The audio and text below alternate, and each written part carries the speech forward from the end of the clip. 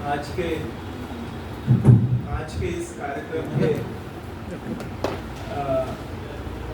लेखिका, मैं आपको सबसे पहले सुरभि जी को बहुत बहुत बधाई देता हूँ और मंच पे मंचासीन अध्यक्ष परम आदरणीय पद्मश्री विद्याबिंदु जी का भी अभिनंदन करता हूँ कि इस अच्छे कार्यक्रम की वे अध्यक्षता कर रहे हैं। इसलिए कार्यक्रम मुझे लगता है बहुत अच्छा चल रहा है। हमारे मध्य मंच पर मुख्य अतिथि श्री दयानंद पांडे जी, हमारे मित्र श्री सर्वेश अस्थाना जी, स्माइल मैन के रूप में पूरे लखनऊ क्या पूरे भारत में अब ख्याति प्राप्त है। सर्वेश जी, मुकुल महान जी, मैं इनको कई बार सुन चुका, लेकिन आज मुझे ये इन्होंने जो घोषणा की कि ये केकेसी के ही छात्र हैं, इससे मैं गदगद हूँ और मैं हृदय से इस बात की प्रशंसा करता हूँ कि वह केकेसी कान्यकुब्ज महाविद्यालय की ऐसी पवित्र स्थली है जिसमें साहित्यकारों का सृजन हुआ। मुझे पूरा समर्थन मिलेगा आदरणीय अध्यक्षा महोदय से कि पंडित लक्ष्मी शंकर निशंक उसी कर्मभूमि से उन्होंने लेखनी को ताकत दी और साहित्य जगत में उन्होंने अपना विशिष्ट नाम रखा। वहीं रहते थे, उस महाविद्यालय के आचार्य थे, वहाँ के हॉस्टल के वार्डन थे, तो उनका काफी काम था और उस कर्मभूमि ने और भी बहुत साहित्यकार दिए। और मैं आदरणीय अध्यक्ष और मंच को यह बताऊंगा कि ये वही भूमि है जिसमें तुलसी जयंती का, अभी हाल में तुलसी जयंती मनाई गई, तुलसी जयंती पे कल जो फादर कामिल बुनके के निवेदन पर एक बहुत बड़ा भव्य आयोजन 1960 के दशक में, ये वही कान्यकुब्ज की कर्मभूमि है जहां पर जयशंकर प्रसाद और बड़े बड़े जो कवि थे उस समय निशंक जी के आयोजन में, कवि सम्मेलनों में आते रहे। उसी कर्मभूमि से यदि कॉमर्स पढ़ के आप इस साहित्य सृजन में सेवा दे रहे हैं तो मैं मानता हूं कि उस कर्मभूमि का भी ताप है और कॉलेज का यह गौरव है कि उसने ये साहित्य सृजन दिया। अब आइए आज के आधुनिक कवियों में, तो हमारे बहुत सारे कॉमर्स फैकल्टी में भी ऐसे कवि रहे जिन्होंने एसपी शुक्ला, सूर्य प्रकाश का नाम सूर्य प्रकाश शुक्ल जी आप जानते होंगे, उमाशंकर शुक्ल नीतिकंठ लिखते हैं। बहुत सारे कवि ऐसे हुए जो हिंदी विभाग से और कुछ अन्य विभागों से, कॉमर्स से भी हुए और उन्होंने काव्य सृजन किया और बड़ा अच्छा नाम कमाया। उसी श्रृंखला में हमारे प्रिय मित्र कहूँगा, अनुज कहूँगा, आचार्य बलवंत जी भी उसी श्रृंखला में आते।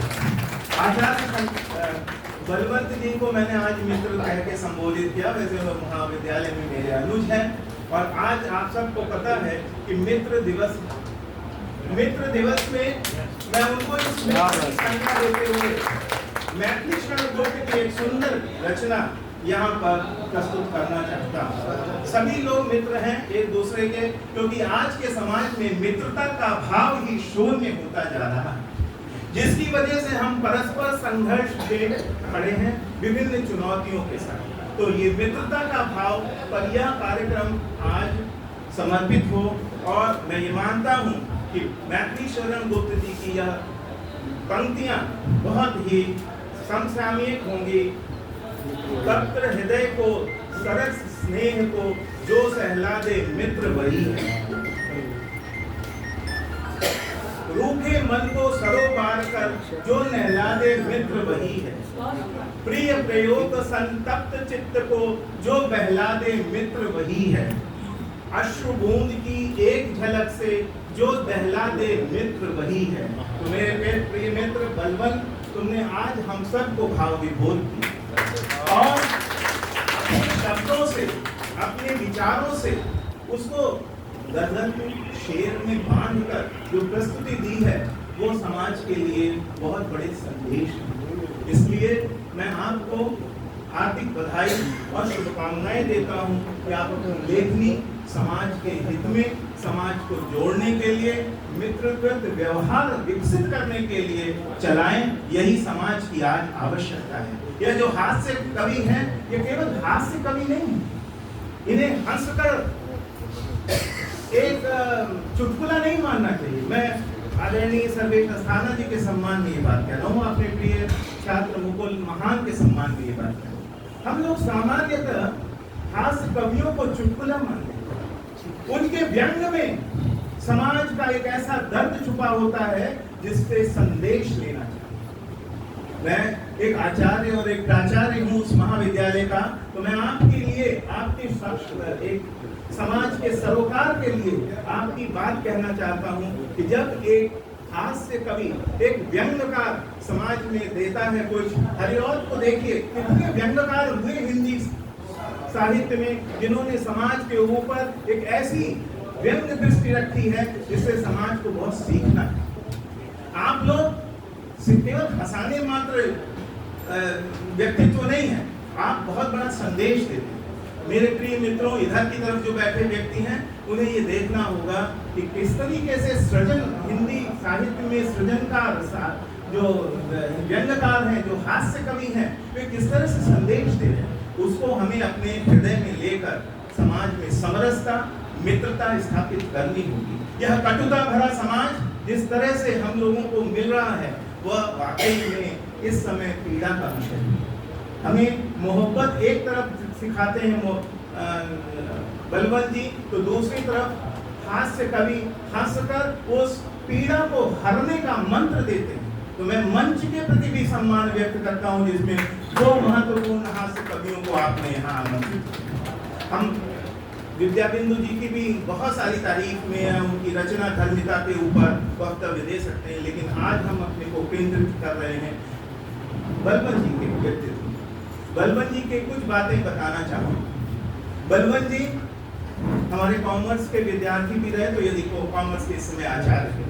इनका पक्ष आपने एक शायर के रूप में देखा होगा, पत्नी ने पति के रूप में देखा होगा, लेखिका ने उनको अपनी दृष्टि से देखा होगा। लेकिन एक महाविद्यालय और एक प्राचार्य के रूप में मैं जिस दृष्टि से बलवंत की व्याख्या करने जा रहा हूँ, वो आप लोगों के लिए नई व्याख्या, बलवंत के व्यक्तित्व को और मिजाज को समझने के लिए।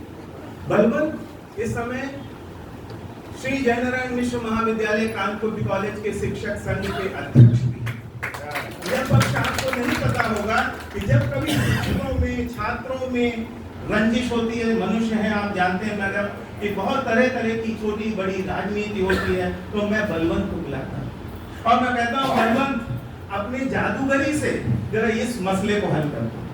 बलवंत के ऊपर कभी कभी वो शिक्षकों का एक गुट कहता है कि ये तो प्रिंसिपल की गोद में जा बैठे, तो प्रिंसिपल की गोद में नहीं बैठने वाला बलवंत है। लेकिन बलवंत जादूगरी से जो शायर होगा, जो साहित्यकार होगा, वो क्या होता है, नब्ज पकड़ लेता है और उसके बाद वो सॉल्यूशन दे देता है। और हमारा महाविद्यालय बिना किसी संघर्ष, धरना प्रदर्शन, जो केकेसी धरना प्रदर्शन के लिए भी मशहूर था, 2 वर्ष से बिना धरना प्रदर्शन के महाविद्यालय चलता है। क्योंकि जो मोहब्बत पे शायरी लिख सकता है, वो मोहब्बत की दुकान, जिसको भाई राजनीतिक शब्द दुकान भी चला सकता है। बड़ा अच्छा प्रेस है। मैं मोहब्बत की दुकान चलाने वालों को सलाम करता हूँ, जो मोहब्बत की शायरी लिखता है उसको तो मैं नतमस्तक। तो मैं इस शब्द से सबकी प्रशंसा कर रहा हूँ, क्योंकि आज जिस चीज की कमी है वो केवल मोहब्बत की कमी है, प्रेम की कमी है, समरसता की कमी है, मित्र भाव की कमी है, और वो आपके व्यक्तित्व का एक महत्वपूर्ण अंश है। पत्नी से मित्रता, लोग कहते हैं कि अभी हमारे व्यंग्यकार ने कहा, हमारे मित्र सर्वेश जी ने कहा कि जो पत्नी के समक्ष शायरी पढ़ ले वो सबसे साहसी शायर है।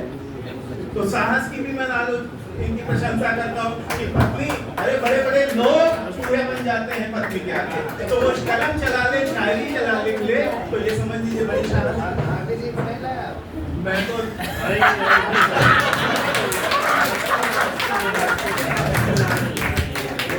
मुझे ये पता नहीं था इस माहौल में ये चली जाएगी, नहीं तो मैं भी बड़ा साहसी व्यक्ति हूँ। ये बात सत्य है कि अपनी अर्धांगिनी के समक्ष दो रूप नहीं चलते। मैडम गवाऊंगी, ये सबसे वरिष्ठ है, यहाँ पे बुजुर्ग है। अर्धांगिनी के समक्ष दो चेहरे नहीं चलते। तो बड़े साहसी व्यक्ति होते हैं जो अर्धांगिनी को हर जगह लेके जाते हैं, क्योंकि वहां झूठ बोलेंगे, घर जाएंगे तो पकड़े जाएंगे। मंच पे झूठ बोलना बहुत आसान है, तो इसलिए जो चतुर लोग होते हैं या तो पत्नी को छोड़ ही देते हैं या लेकर नहीं आते, या बनाते ही नहीं।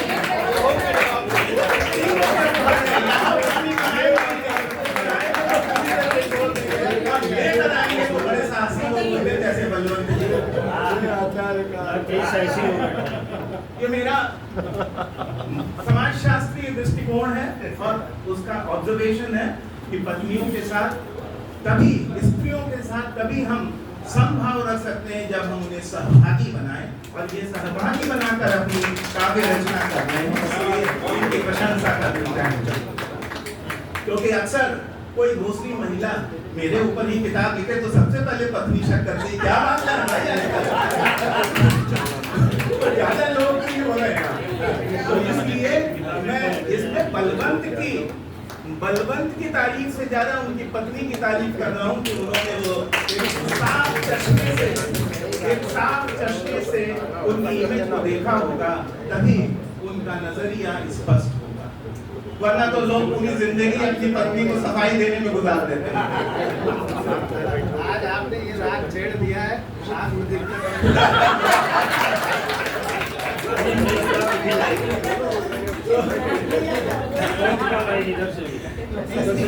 दो तीन चीजें बलवंत जी, एक मैंने बताया कि कितने कर्मठ और कितने मतलब कितने टैक्टफुल व्यक्तित्व हैं जो हमारे कॉलेज में एक समस्या को सुलझाने में सरल बना देते हैं। दूसरा, बलवंत की सामाजिक चेतना, मैं इस पे भी, चूंकि सर मैं समाजशास्त्री हूँ पेशे से, तो मैं समाजशास्त्री दृष्टि से इनके इसका मूल्यांकन कर रहा था।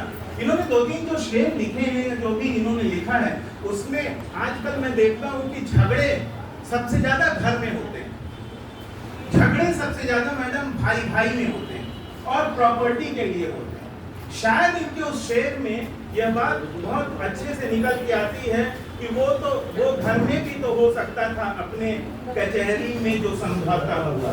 आज सारे झगड़े कचहरी में जाते हैं, चाहे वो डाइवोर्स के हों, चाहे पति पत्नी के एडजस्टमेंट के हों, चाहे वो प्रॉपर्टी से रिलेटेड भाई भाई के झगड़े हों, बहुत कुछ है। इन्होंने खाली मोहब्बत के झगड़ों की बात नहीं करी, इसमें एक सामाजिक संदेश है कि हम साथ में बैठकर एक गिले शिकवे दूर कर सकते हैं, चाहे अपने भाई के साथ हो। हम त्याग की भावना भूल गए मैडम, हम अपने भाई के लिए अपनी प्रॉपर्टी छोड़ना भूल गए, हम अपने भाई के बच्चों को अपने घर में पालना भूल गए, हम अपने परिजनों के साथ वो बड़ा दिल जो हमारे माता पिता ने हमारे साथ, जब हम बचपन में थे तो हमारे बुआ के लड़के, हमारे चाचा के लड़के हमारे घर में रहते थे, हम बुआ के घर में जाके पढ़ते थे, हमने वो दौर भूल गया, हम भूल गए हैं। अब सब कुछ झगड़ों में आ गया और झगड़े भी कचहरी में चले गए। शायद बलवंत की शायरी में एक सामाजिक दर्द यहाँ बयां किया, उस सामाजिक दर्द से हम बहुत कुछ हल निकाल सकते हैं।